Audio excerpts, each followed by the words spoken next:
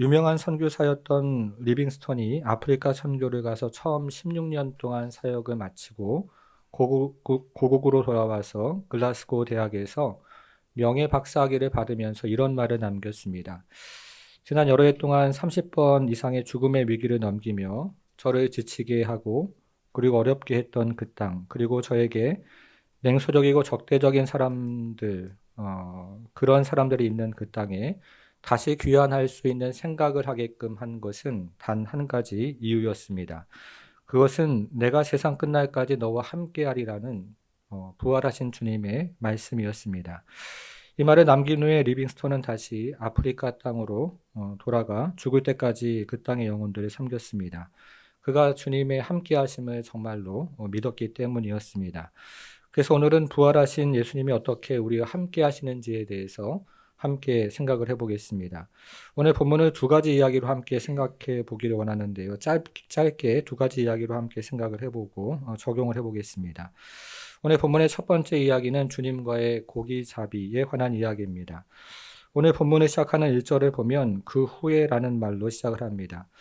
오늘 본문은 부활하신 예수님께서 첫 번째 부활주일에 제자들을 만나시고 두 번째 부활주일에 도마를 포함한 제자들을 만나신 그 후에 일어난 일입니다.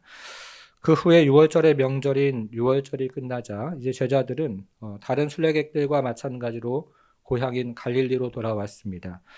그때 베드로는 다른 제자들에게 생업을 위해서 물고기를 잡으러 가겠다고 말을 하자 다른 제자들 6명도 베드로와 함께 물고기를 잡으러 갑니다.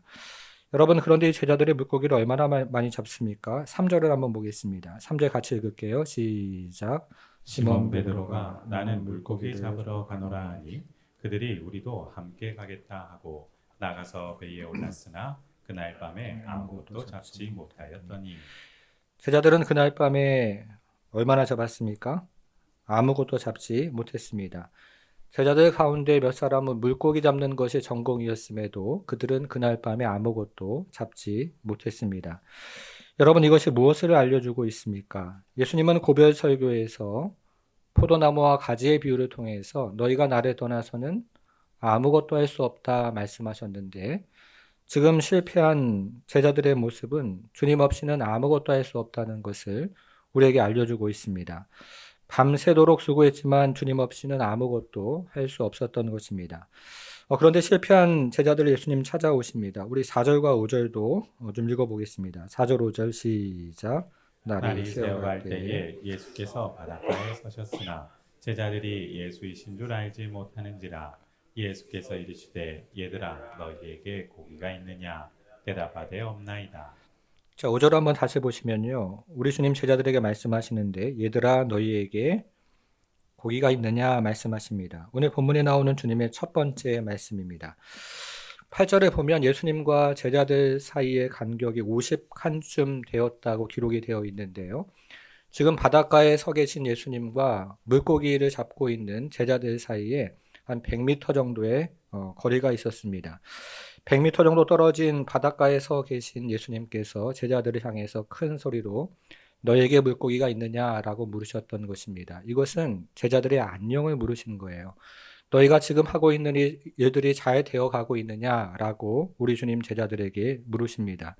그러나 제자들은 아무것도 잡지 못했다고 대답을 했고 이 대답을 들으신 우리 주님은 이제 그물을 배 오른편으로 던지라고 말씀하십니다. 6절인데요. 이르되 그물을 배 오른편에 던지라 그리하면 잡으리라 하시니 이것은 우리 주님께서 오늘 본문에서 하신 두 번째 말씀이었습니다.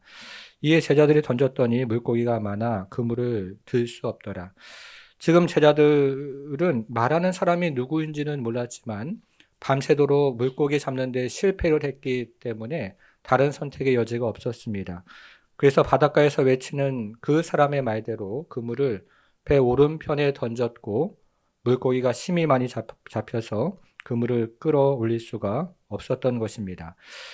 이 경험은 몇 년 전에 같은 제자 4명이 밤새도록 물고기를 잡지 못했을 때 더 깊은 곳으로 가서 그물을 던지라는 예수님의 말씀을 생각나게 했습니다.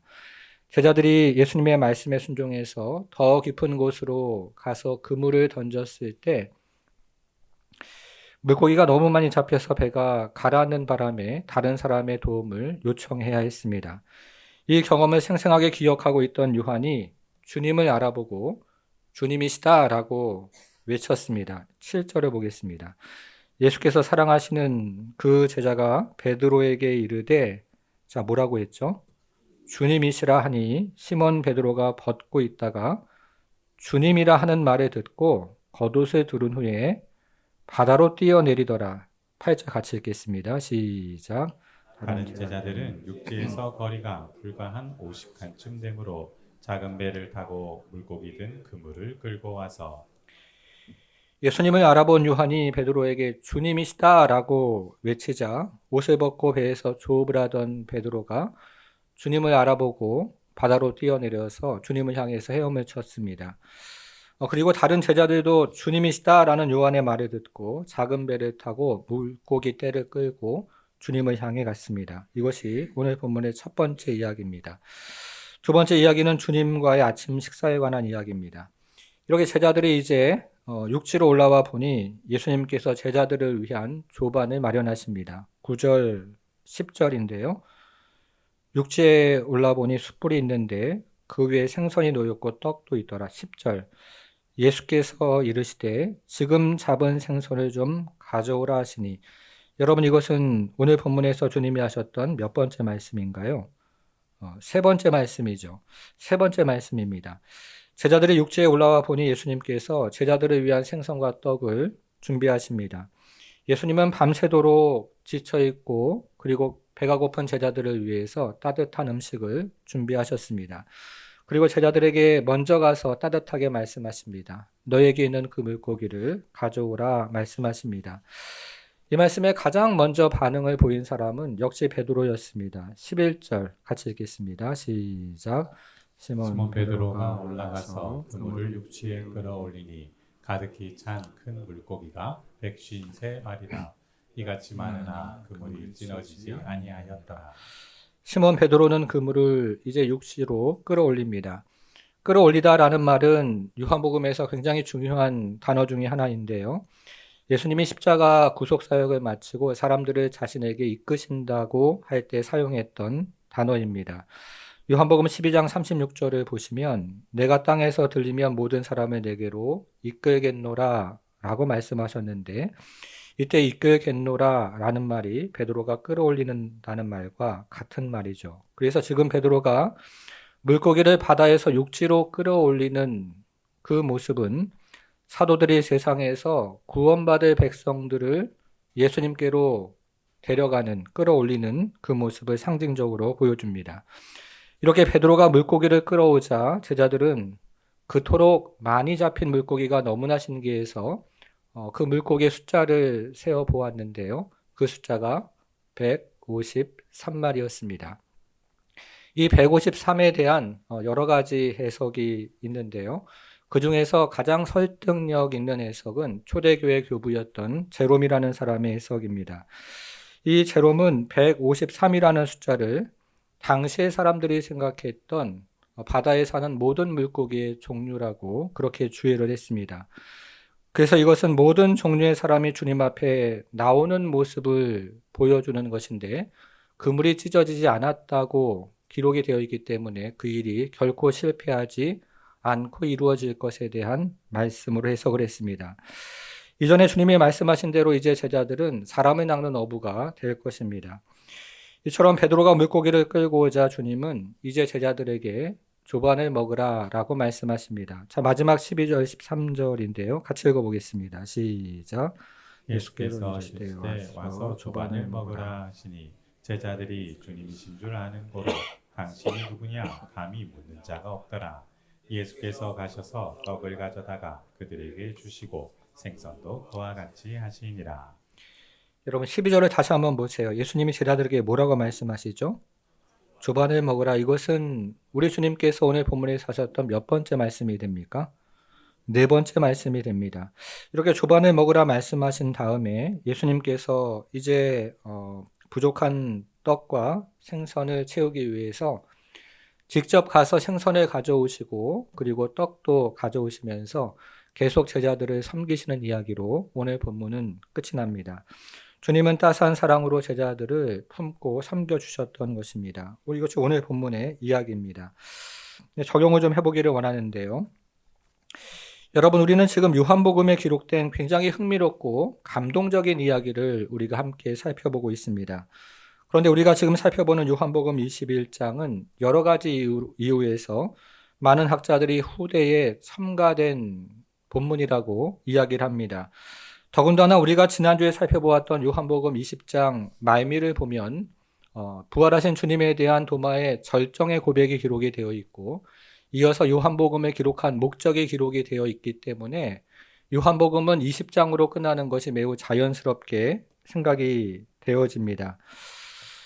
하지만 아주 오래된 요한복음의 사본들을 살펴보면 요한복음 21장이 포함이 되어 있기 때문에 이 본문은 후대에 첨가된 본문이 아니라 처음부터 기록된 본문이라고 생각을 할 수가 있습니다. 여러분, 그러면 요한복음 21장은 어떤 이유에서 기록이 된 것일까요? 앞에서 생각해 본 것처럼 요한복음은 20장에서 마무리가 되는 것이 자연스럽다고 생각이 되어지는데, 왜 사도 요한은 요한복음 21장을 기록한 것일까 하는 생각을 하게 됩니다. 지금부터 우리는 요한복음 21장의 기록, 목적, 이유에 대해서 함께 생각을 해 볼 텐데요. 우리가 살펴보는 지금 요한복음의 마지막 두 장, 20장과 21장이 예수님의 부활에 대해서 기록한 장이기 때문에 이 두 장을 비교하면서 요한복음 21장을 기록한 목적에 대해서 함께 생각을 해보겠습니다. 여러분, 요한복음 20장 우리가 4차례에 걸쳐서 살펴보았는데요. 어떤 내용이 그 안에 있습니까? 부활하신 주님께서 주일 아침에 막달라 마리아를 만나시는 내용이 그 안에 있었죠. 그리고 그 부활주일 저녁에 제자들에게 자신을 나타내시는 내용도 그 안에 있었습니다. 그리고 한 주가 지난 두 번째 부활주일에 도마를 포함한 제자들에게 다시 자신을 나타내십니다. 그렇다면 여기서 굉장히 중요한 질문이 한 가지가 생깁니다. 여러분, 부활하신 주님께서 승천하신 이후에는 어떻게 그 이후의 제자들과 교회에 자신을 나타내실까 하는 질문이 여기서 생기는 것이죠. 부활하신 주님께서 어떻게 오늘날 우리가 살아가는 이 시대에 자신을 나타내실까 하는 질문이 우리에게는 있습니다. 이 질문에 대한 대답을 제공하는 것이 바로 우리가 지금 살펴보고 있는 요한복음 21장입니다. 요한복음 21장은 부활하신 주님께서 승천하신 이후에 그 이후에 제자들과 그리고 교회에 어떤 방식으로 자신을 나타내시는지를 우리에게 알려주고 있는 굉장히 소중한 본문입니다. 오늘 본문을 시작하는 1절을 다시 한번 보겠습니다. 1절 보겠습니다. 그 후에 예수께서 디베랴 호수에서 또 제자들에게 자기를 뭐라고 되어 있죠? 나타내셨으니, 그 다음 또 한번 보세요. 나타내신 일은 이러하니라. 예수님께서 자신을 나타내시는 일에 대해서 오늘 기록하겠다, 이런 목적으로 지금 요한은 시작을 하고 있습니다. 그런데 여기 나타내다는 말을 원문으로 살펴보면 정확하게 어떤 의미가 있냐면요, 계시하시다, 이런 의미가 이 안에 있습니다. 여러분, 그런데 이 나타내다는 단어가 오늘 본문을 시작하는 1절에 두 번이 기록이 되어 있고, 오늘 본문을 마무리하는 14절에도 한 번 다시 등장을 하면서 오늘 본문의 주제가 예수님이 자신을 나타내신다는 것을 알게 됩니다. 오늘 본문의 주제는 예수님이 자신을 계시하는 내용으로 되어 있습니다. 여러분, 그러면 예수님께서 자신을 누구에게 나타내시고 계십니까? 우리 14절에 보겠습니다. 14절 같이 한번 읽어볼게요. 시작. 이것은 예수께서 죽은 자 가운데서 살아나신 후에 세 번째로 제자들에게 나타나신 것이라. 여러분, 다시 한번 보세요. 부활하신 후에 몇 번째로요?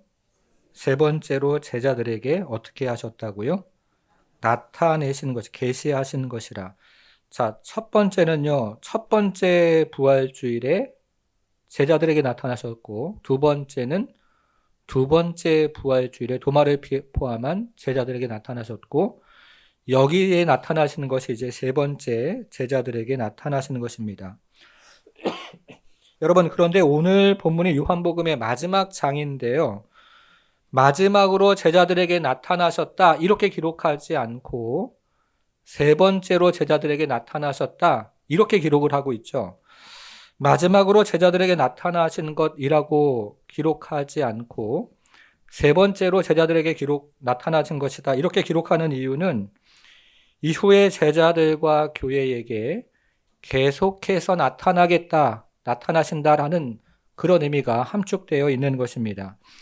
이후에 모든 시대의 제자들과 교회들에게 네 번째로 나타나실 것이고, 다섯 번째로 나타나실 것이고, 여섯 번째로 나타나실 것이고, 계속해서 나타나실 것이라는 의미가 세 번째, 마지막이 아니고 세 번째라는 단어에 함축되어 있는 것입니다.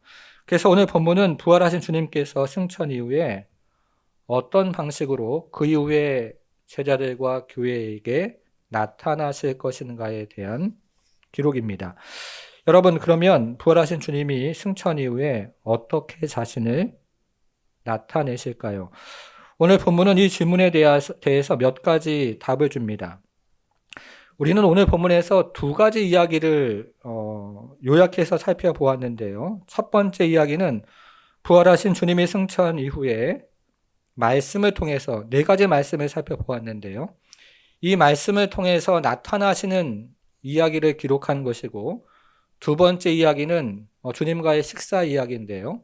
성찬을 통해서 우리 주님께서 자신을 나타내시는 이야기를 기록한 것입니다. 그 중에서 우리는 먼저 부활하신 주님께서 승천 이후에 말씀을 통해서 어떻게 나타나시는지를 함께 생각을 좀 자세하게 해보겠습니다. 우리가 앞에서 살펴본 것처럼 오늘 본문에는 예수님이 제자들에게 하셨던 네 가지 말씀이 기록이 되어 있습니다. 다시 한번 기억을 해보겠습니다. 첫 번째 말씀이 무엇이었죠? 너희에게 고기가 있느냐라고 물으셨죠. 이것은 우리 주님께서 안녕을 너희가 하는 일이 지금 잘 되어가고 있느냐라는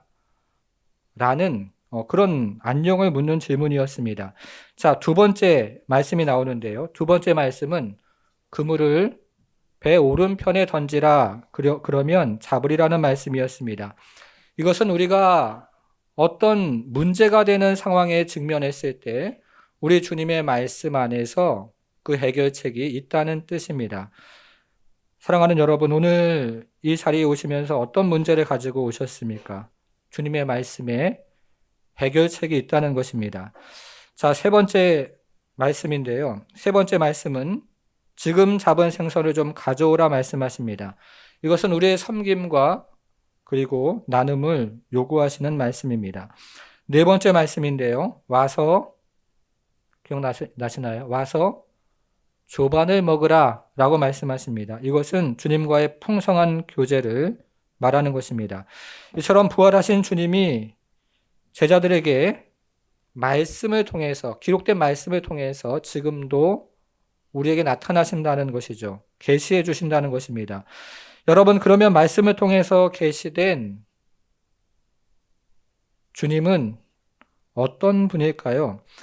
오늘 우리가 네 가지 말씀을 살펴보았는데요. 이 네 가지 말씀을 통해서 나타나시는 계시된 주님은 어떤 주님입니까?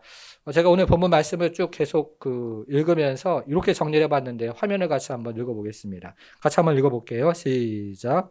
말씀을 통해서 계시된 계신 주님은 제자들에게 나타나시고 말씀하시고 섬기시고 사랑하시는 분이시다.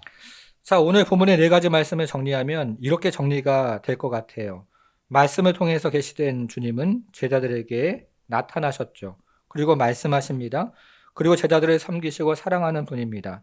말씀을 통해서 계시된 주님은 제자들에게 제일 먼저 나타나셨다고 1절에서 기록을 하고 있습니다. 그리고 그 주님은 그런 다음에 제자들에게 그물을 오른쪽으로 던져라 라고 말씀하시는 주님이었습니다. 또 말씀을 통해서 계시된 주님은 제자들을 섬기시고 사랑하시는 주님이었습니다. 조반을 먹으라고 말씀하셨던 그 주님의 사랑과 그리고 섬김이 말씀 안에 계시가 되어 있는 것이죠. 여러분, 이것은 지금도 마찬가지입니다. 우리가 말씀을 읽을 때 주님은 우리에게 나타나시고 말씀하시고 그리고 섬기시고 사랑하시는 계시가 오늘 우리가 읽는 말씀에 오늘날도 우리가 말씀을 통해서 경험하게 됩니다. 우리가 말씀에 순종할 때 주님은 정말로 우리에게 나타나시고 그리고 우리에게 말씀하시고 그리고 우리를 섬기시고 사랑하십니다. 우리가 말씀을 읽고 순종할 때 주님은 우리에게 실제로 나타나시죠. 그리고 우리에게 말씀해 주십니다. 그리고 우리에게 사랑하신다고 그리고 섬김으로 표현해 주십니다. 사랑하는 여러분, 말씀을 읽고 순종할 때 주님은 우리에게 그런 은혜를 주십니다. 여러분 믿으십니까? 여러분, 그런데 제가 지금 드리는 말씀이 잘 이해되지 않는 분들이 있을 거예요. 말씀을 통해서 주님을 만난다고 교회에서 계속 이야기를 하는데 그게 도대체 무슨 의미인지를 잘 마음에 와닿지 않는 분들이 있을 것입니다. 그래서 제가 잠시 설명을 좀 해보겠습니다. 유진 피터슨의 책 중에서 제목이 굉장히 독특한 책이 하나 있는데요. 이 책을 먹으라 라는 제목을 가진 책이 있습니다. 이 책은 성경책을 말하는 것인데요. 성경책을 먹으라 라는 제목을 가진 책이 있습니다. 어떤 사람이 성경을 많이 아는 신학자를 찾아가서 물었습니다. 교수님, 어떻게 그렇게 성경을 많이 아세요? 그 신학자가 말을 합니다. 나는 성경을 읽지 않습니다. 이 사람이 깜짝 놀라서 다시 물었습니다. 그러면 어떻게 하십니까? 이 신학자가 조용히 이야기합니다. 나는 성경을 먹습니다. 라고 이야기했습니다. 여러분, 성경을 어떻게 먹을 수가 있겠습니까? 우리가 성경을 이렇게 우구작 먹을 수가 없는 것이죠. 그런데 요한계시록을 보면요. 요한복음을 기록한 이 요한이 성경을 먹는 장면이 실제로 기록이 되어 있습니다. 천사가 요한에게 나타나서 성경을 먹으라 이렇게 말을 하자 요한이 성경을 먹기를 시작합니다. 그랬더니 배가 아파오기 시작했고 그러나 입술은 굉장히 달았다라는 기록이 요한복음 10장에 기록이 되어 있습니다. 이 말씀에 착안을 했던 유진 피터스는 이렇게 이야기를 하는데요. 성경은 읽는 것이 아니라 먹는 것이다. 이렇게 이야기를 합니다. 성경은 그냥 읽고 분석하고 공부하고 이해하는 책이 아니고 씹고 소화하고 삶으로 표현하는 책이라는 것이죠. 여러분, 그러면 말씀이 우리 가운데 역사하죠. 그리고 이 말씀이 날선 검처럼 살아 있습니다. 그러면 우리 영혼이 살아나죠. 죽었던 영혼이 소생케 됩니다. 그리고 우리 영혼이 부흥케 되는 것을 경험합니다. 그러면 우리가 부활하신 주님과 동행하고 그분이 우리와 함께 있다는 것을 깨닫는 지혜와 은혜를 경험하고 그러면서 이 주님과 함께 살아가는 그런 은혜들을 실제적으로 경험하게 되는 것이죠. 그러면서 우리는 정말 말씀 가운데 주님과 동행하는 그런 놀라운 축복을 경험합니다. 여러분, 우리는 지금 요한복음 마지막 2장을 살펴보고 있는데요. 요한복음의 마지막 2장은 예수님의 부활을 기록한 것입니다. 여러분, 그런데 요한복음 20장에서 부활하신 예수님을 만나는 방법과 요한복음 21장에서 부활하신 예수님을 만나는 방법이 조금 다릅니다. 먼저 요한복음 20장에서 부활하신 예수님을 만나는 방법은 부활하신 예수님을 눈으로 보고 확인하는 것이죠. 확인을 한번 해보겠습니다. 여러분 20장 18절을 한번 가보겠습니다. 20장 18절이요. 20장 18절로 한번 가보겠습니다. 자, 막달라 마리아가 가서 찾으셨나요? 네, 막달라 마리아가 가서 제자들에게 내가 주를 뭐라고 얘기하죠? 보았다. 막달라 마리아는 주님을 눈으로 보는 것으로 알게 되었습니다. 자, 25절로 가보겠습니다. 25절. 다른 제자들이 그에게 이르되 우리가 주를 보았노라. 제자들도 주님을 보고 알았습니다. 그 절정에 있는 사람이 도마였죠. 도마는 처음에는 우리 주님의 부활을 믿지 못하다가 우리 주님을 눈으로 보고 그의 옆구리에 있는 상처를 또 보면서 우리 주님에 대한 믿음을 고백하게 됩니다. 그러니까 요한복음 20장에서 주님을 아는 방식은 부활하신 주님을 눈으로 보고 아는 것입니다.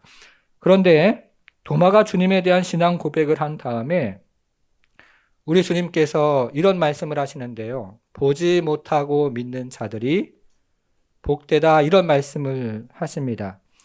우리 주님은 보지 못하고 믿는 자들이 복되다 이렇게 말씀하셨습니다. 그런데 요한은요, 이 주님의 말씀을 조금 더 설명을 하고 싶었습니다.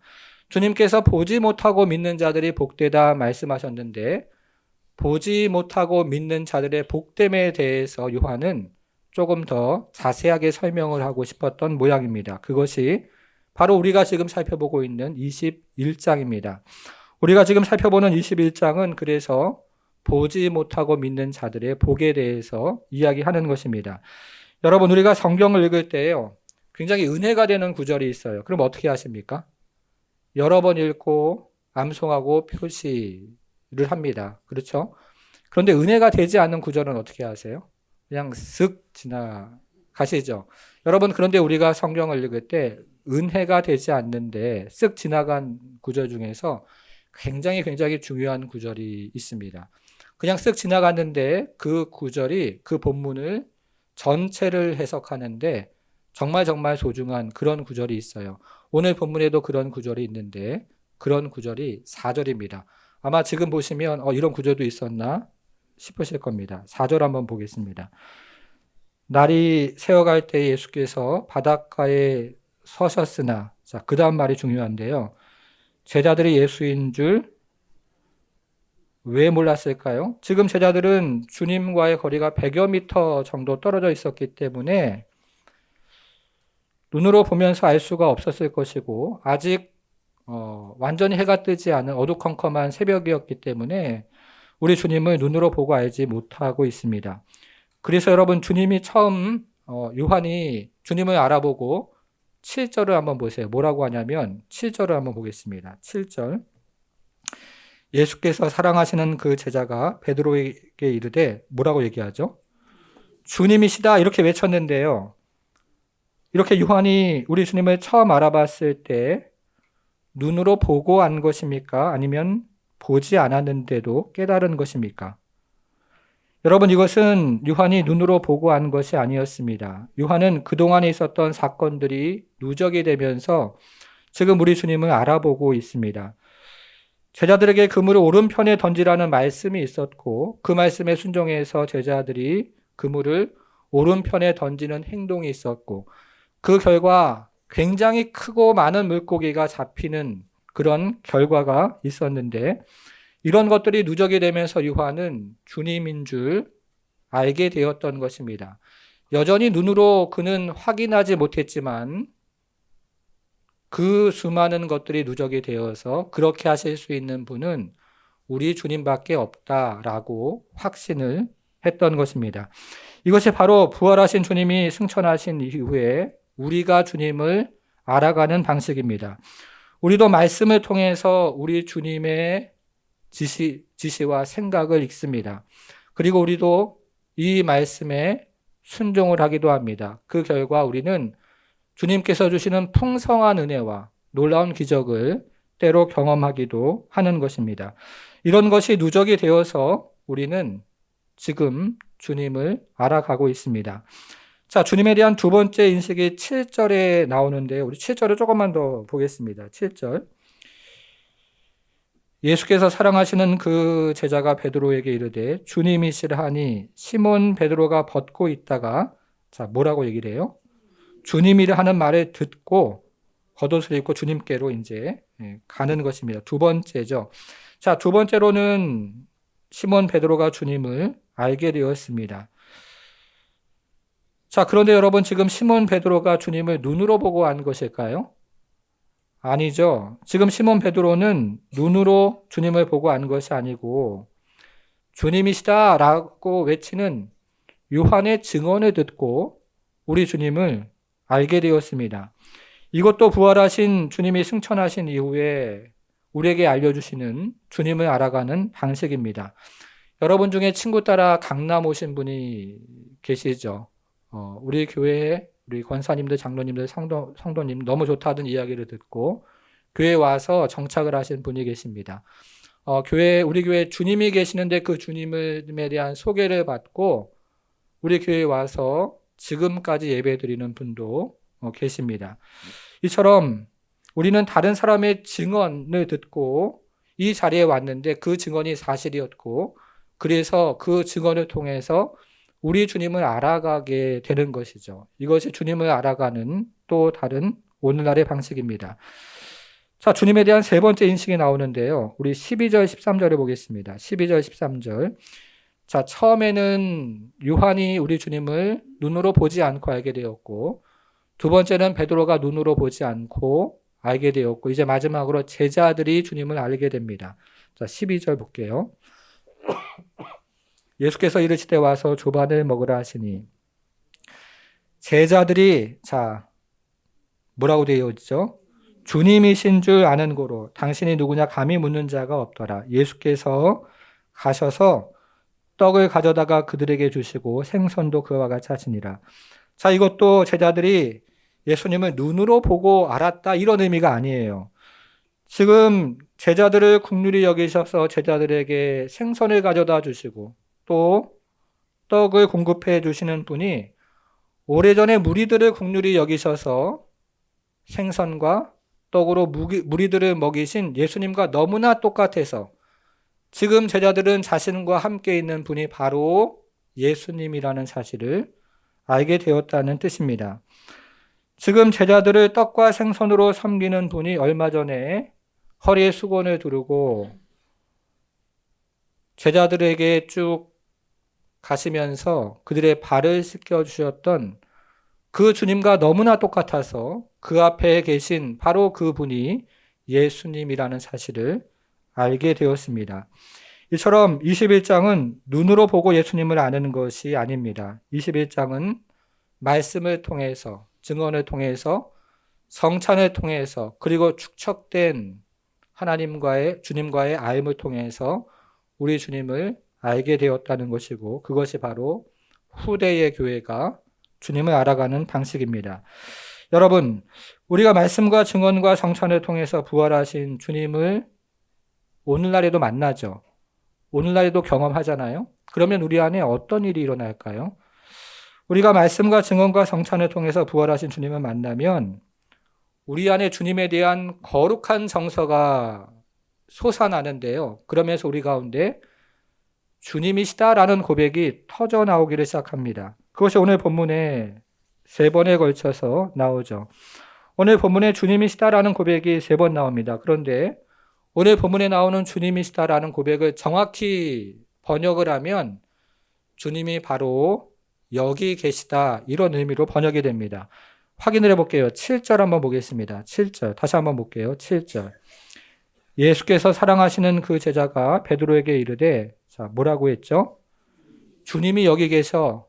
우리끼리 있는 게 아니야. 주님이 저 바닷가에 계시는 그분이 바로 주님이셔. 주님이 여기 계셔 라고 이야기한 것입니다. 그랬더니 베드로가 벗고 있다가 주님이 여기 계시다는 말을 듣고 겉옷을 두른 후에 바다로 뛰어내려 주님께로 향합니다. 요한과 베드로가 주님이 여기 계시다는 사실을 깨달은 것입니다. 자, 12절. 예수께서 이르시되 와서 조반을 먹으라 하시니 제자들이 주님이 여기 계신 줄을 아는 고로 당신이 누구냐 감히 묻는 자가 없더라. 제자들이 알았습니다. 여기 계신 줄을 알았습니다. 우리도 마찬가지죠. 주님을 눈으로 보지 않지만 주님이 여기 계신 줄을 아는 것입니다. 맞습니까? 사랑하는 여러분, 주님은 지금 여기 계십니다. 오늘 우리가 눈으로 보지는 못하지만 부활하신 주님은 지금 이곳에 우리와 함께 계신 줄 믿습니다. 여러분, 주님은 지금 예배를 드리는 이 자리에 계시고 여러분들이 생활하는 삶의 자리에 바로 그 자리에 우리 주님 함께 계시는 것이죠.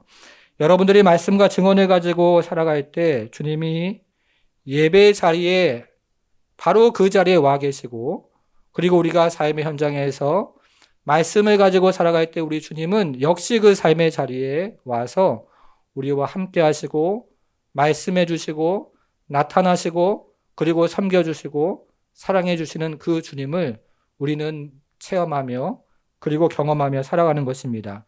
그 주님을 만나는 여러분 되기를 주님의 이름으로 축복합니다. 이제 오늘 본문을 마무리하겠습니다. 대부분의 설교자들은 오늘 본문을 순종에 초점을 맞추어서 설교를 합니다. 그리고 우리가 이 본문을 읽을 때도 우리도 역시 순종에 초점을 맞춰서 오늘 본문을 읽습니다. 제자들이 사명을 저버리고 고향으로 돌아가 물고기를 잡다가 실패했는데 주님의 말씀에 순종해서 많은 물고기를 잡았다는 메시지로 읽는 것이죠.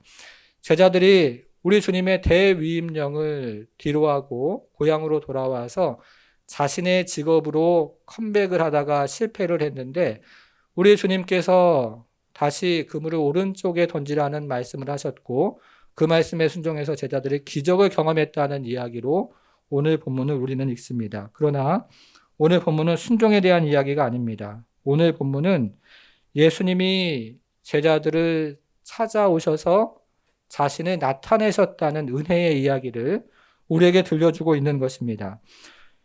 마음이 무겁고 육신이 지쳐있는 제자들을 찾아오셔서 자신을 나타내시는, 계시하시는 우리 주님의 은혜의 이야기입니다. 밤새도록 물고기를 잡지 못해서 낙심하고 절망하는 제자들을 찾아오셔서 자신을 나타내시고 그들을 위로하시는 우리 주님의 은혜의 이야기입니다. 삶이 너무 버겁고 힘든 제자들을 찾아오셔서 그들에게 조반을 먹이시며 풍성한 은혜를 베풀어 주시는 우리 주님의 은혜의 이야기입니다. 사랑하는 여러분, 이것이 오늘 본문의 메시지입니다. 주님은 마음이 무겁고 육신이 지친 우리를 찾아오셔서 자신을 나타내십니다. 삶이 너무 버겁고 너무 지쳐있는 우리를 찾아오셔서 우리 주님은 그런 우리에게 위로하시며 조반을 마련해 주십니다. 인생의 문제가 우리를 짓누르고 우리가 밤새도록 수고하지만 아무런 열매가 없을 때 우리 주님은 그런 인생을 찾아오셔서 말씀해 주시며 그리고 그 문제를 해결해 주셔서 다시 우리가 풍성한 인생을 살아갈 수 있도록 우리의 등을 도닥여 주시는 분이 바로 우리 주님이십니다. 여러분 어떻게 자신을 나타내십니까? 얘들아 너에게 고기가 있니? 얘들아 너가 지금 하는 일이 잘 순조롭게 진행되고 있니? 그물을 오른편에 한번 던져봐. 그러면 잡을 거야. 너의 지혜를 의지하지 말고 너의 삶을 나에게 한번 좀 맡겨보지 않으렴? 나의 지혜를 의지하고 나의 말을 따라보고 살아보지 않겠니? 그러면 풍성한 열매를 얻을 거야. 와서 조반을 먹으라 말씀하시죠. 수고하고 무거운 짐진 자들아 다 내게로 오라. 내가 너희를 쉬게 하리라. 너희에게 풍성한 은혜를 내가 베풀어 줄 거야. 라고 따스한 음성으로 우리 주님 지금도 말씀하십니다. 사랑하는 여러분, 부활하신 주님은 우리를 찾아오셔서 우리의 안녕을 물으십니다. 지금도 부활하신 주님은 우리를 찾아오셔서 문제 가운데 있는 우리의 인생, 혼란 가운데 있는 우리의 인생 가운데 말씀해 주시고 그대로 살아가는 것이 아니라 다른 편을 한번 바라보면서 우리 주님을 바라보면서 살아가지 않겠니? 라고 물으시고 그러면서 우리 인생을 위로하시고 해결점을 주시고 그래서 다시 한번 풍성한 은혜의 자리로 우리를 초대하시는 주님이 바로 우리가 섬기는 우리의 주님이십니다. 여러분, 우리가 이 주님을 만날 때 우리 가운데 어떤 일이 일어납니까? 우리 주님이 우리와 함께 하신다는 그런 고백이 일어나죠. 주님이시다라는 고백이 우리 가운데 터져 나옵니다.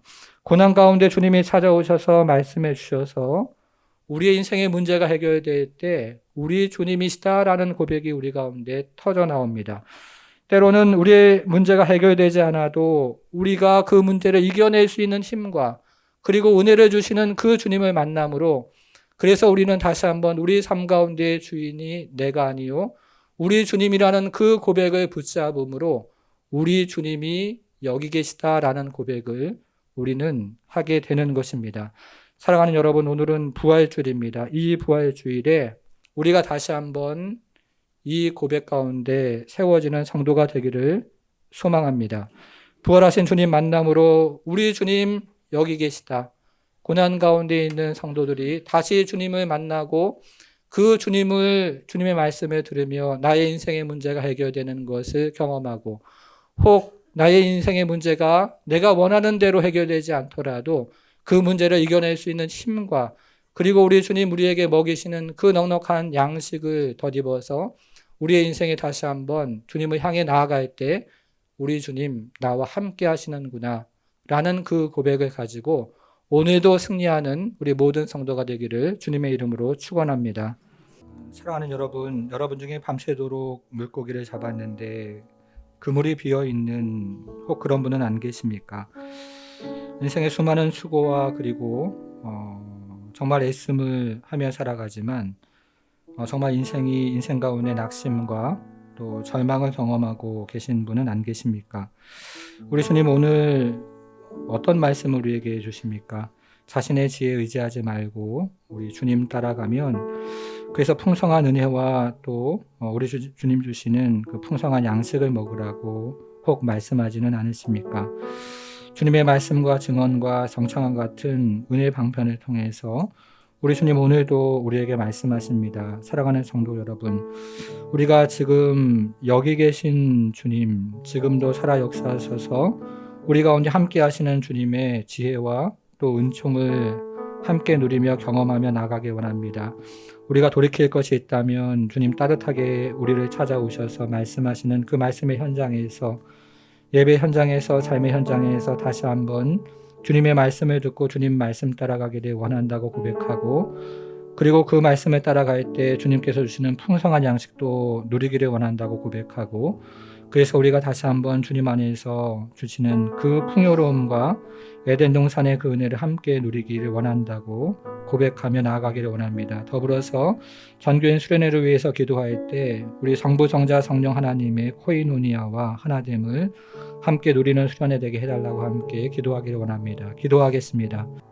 하나님 아버지, 우리의 인생이 힘들고 삶이 버거울 때, 밤새도록 애썼지만 소득이 없어서 낙심하고 절망할 때, 하나님 아버지 인생길을 열심히 살아왔다 이야기하지만 힘들고 하나님 아버지 마음이 무겁고 육신이 지쳐갈 때, 하나님 그때 우리 주님이 우리 인생을 외면하지 않으시고 하나님 찾아오셔서 당신을 나타내시고 계시하시며 하나님 아버지 우리에게 말씀해 주시고 또 우리를 섬겨 주시고 우리를 하나님 사랑하시는 그 하나님의 크신 사랑의 품에 하나님 아버지 시간 우리 모든 성도들을 품어 주시고 또 말씀해 주시고 또 하나님 성령으로 위로하시며 함께 하시는 놀라운 은혜를 이 한 시간 경험할 수 있도록 우리 하나님 축복해 주옵소서. 하나님 아버지 삶의 여정을 하나님 아버지 살아갈 때 하나님 동일한 고백과 또 동일한 하나님 은혜를 우리가 간구합니다.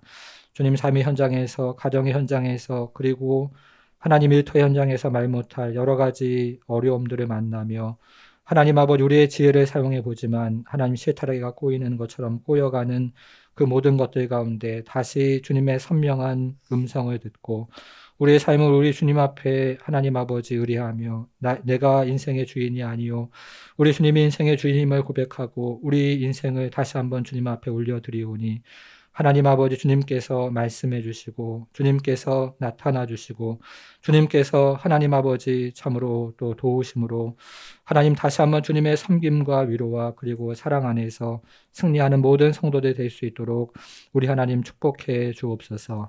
이제 다음 주 일에는 전교인 수련회가 있습니다. 성부, 성자, 성령 삼위일체 하나님의 그 하나됨과 코이노니아로 우리가 하나님 아버지 누리며 서로가 서로를 즐거워하고 기뻐하며 우리 하나님을 즐거워하고 기뻐하는 그런 복을 누리는 수련회 될 수 있도록 우리 하나님 축복해 주옵소서. 이제는 우리 주 예수 그리스도의 은혜와 하나님의 크신 사랑과 성령의 감화 감동 충만케 하심이 예배 현장과 삶의 현장에서 부활하신 주님을 만나고 그분과 동행하며 풍성한 은혜로 살아가길 소망하는 모든 성도들 머리 위에 이제부터 영원토록 함께 하실지어다. 아멘.